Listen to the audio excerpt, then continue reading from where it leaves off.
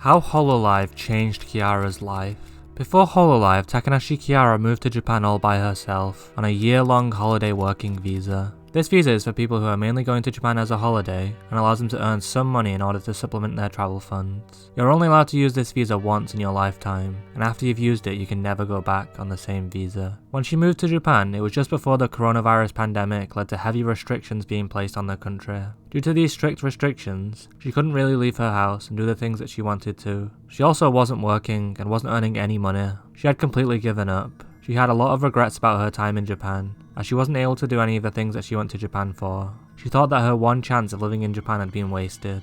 At the same time this was happening, she began watching Hololive. She first found out about Hololive through watching Fubuki's clips, but really fell in love with Pecora's streams. On the 23rd of April 2020, Cover Corp announced the auditions for the first generation of Hololive English. Even though she was a big fan, up until this point she never saw herself becoming a VTuber. But once she saw the auditions, she knew that she had to join. This could be the one thing that made her whole time in Japan worth it. She had to make it work.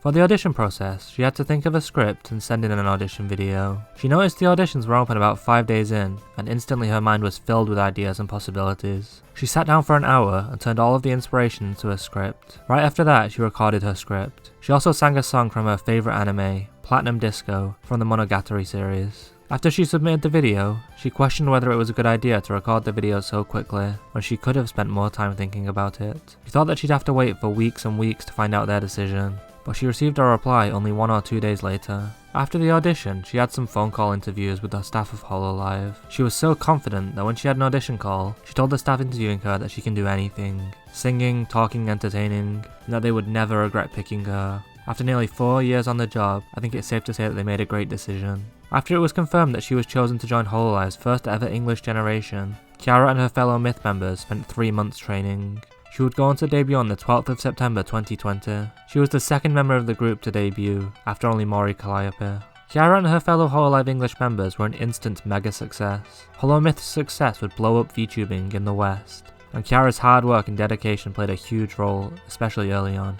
She spent a further 6 months in Japan working for Hololive, before her visa ran out and she had to move back home to Austria. Kiara would hit 1 million subscribers on the 30th of May 2021.